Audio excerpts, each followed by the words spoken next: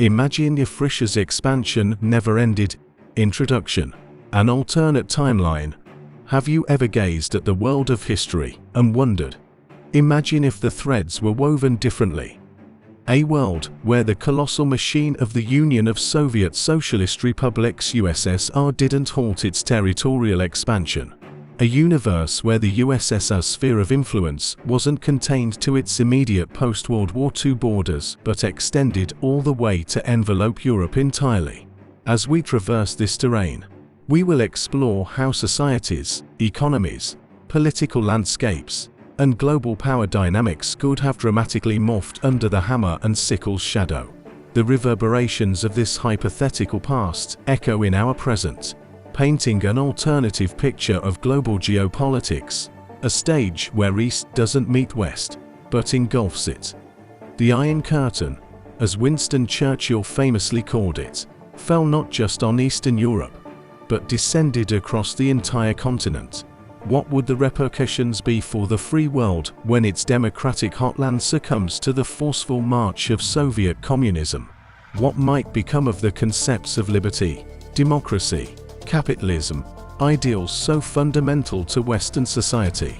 This is the journey into a world where red wasn't just the color of a sunset, but symbolized an ideology that held sway from the Atlantic to the Urals. The USSR's expansion phase of rapid proliferation, picturing the world map of 1945. Imagine the vast swaths of Europe painted red, symbolizing the USSR's ideology penetrating deeper into the West.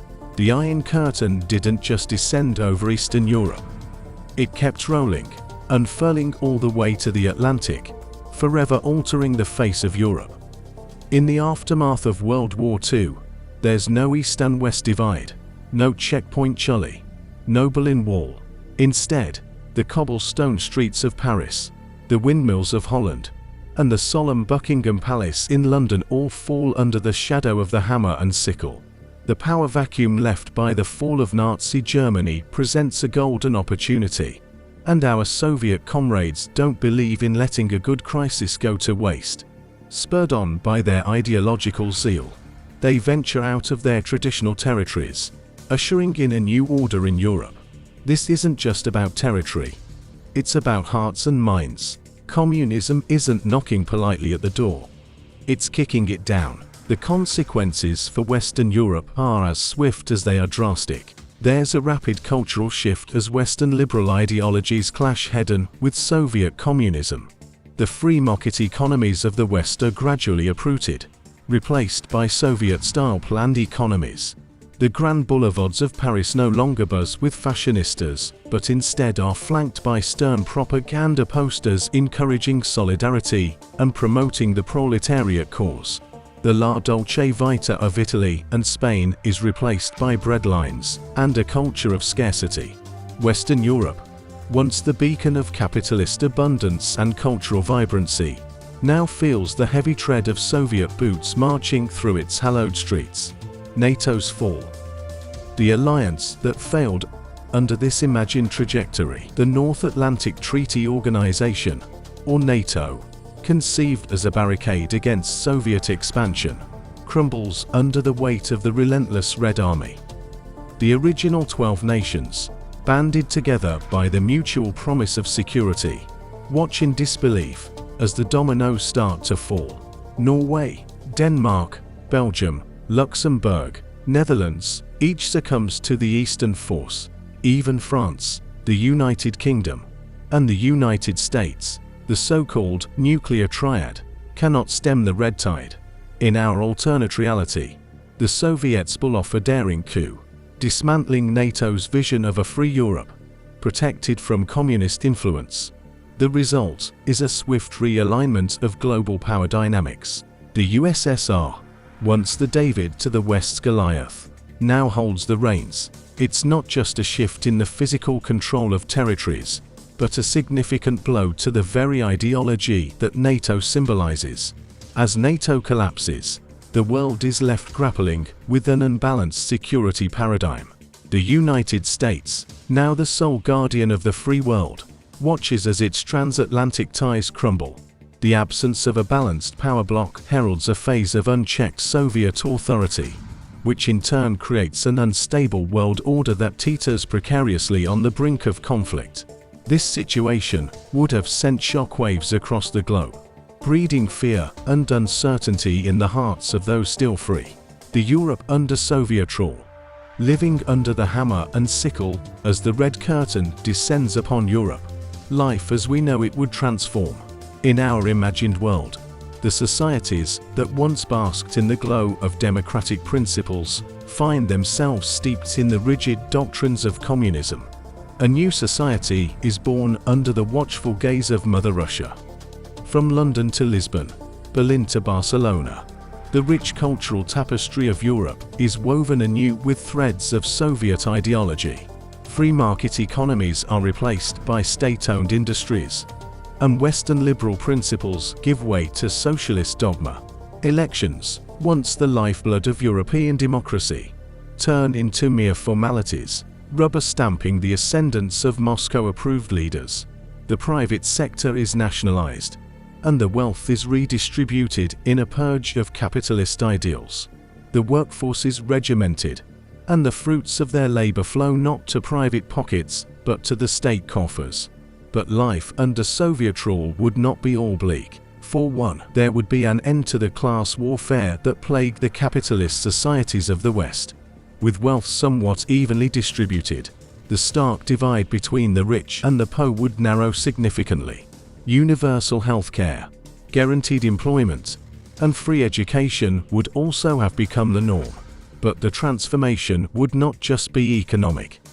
There would be a slow cultural revolution. Western pop culture, with its heady mix of freedom and flamboyance, would be suppressed.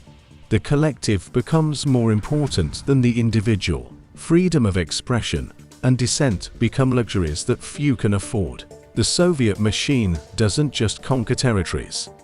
It reshapes identities, morphing the diverse fabric of European societies into a homogeneous blend of Soviet culture. Cold and perhaps depressing resistance movements. The struggle for freedom, however, this security would come at the cost of personal freedom and the stifling of individual enterprise. With the hammer and sickle flying high across Europe, the continent's heart beats in an unfamiliar rhythm. Yet, beneath the surface, the spirit of freedom refuses to be stifled. It manifests in the form of underground resistance movements that propagate across Europe, with pockets of defiance battling the tide of Soviet control. In the shadows of Europe's grand cities, from the Gothic corridors of Prague to the winding alleys of Paris, this secret battle of wills ensues over decades. Resistance groups, made up of remnants of the fallen governments and fueled by resilient citizens, rise against the specter of their oppressors. Acts of sabotage, secret radio broadcasts, underground newspapers, and coded messages become the new weapons of war. The Iron Curtain might dominate the visible landscape, but beneath its oppressive sheen, a war of subversion is fought daily.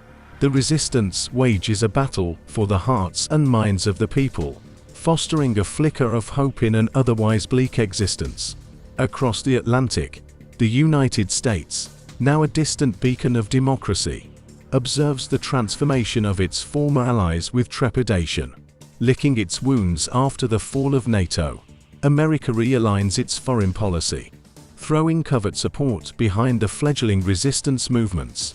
The CIA, with its mastery of covert operations, finds new purpose in these hidden European alleyways.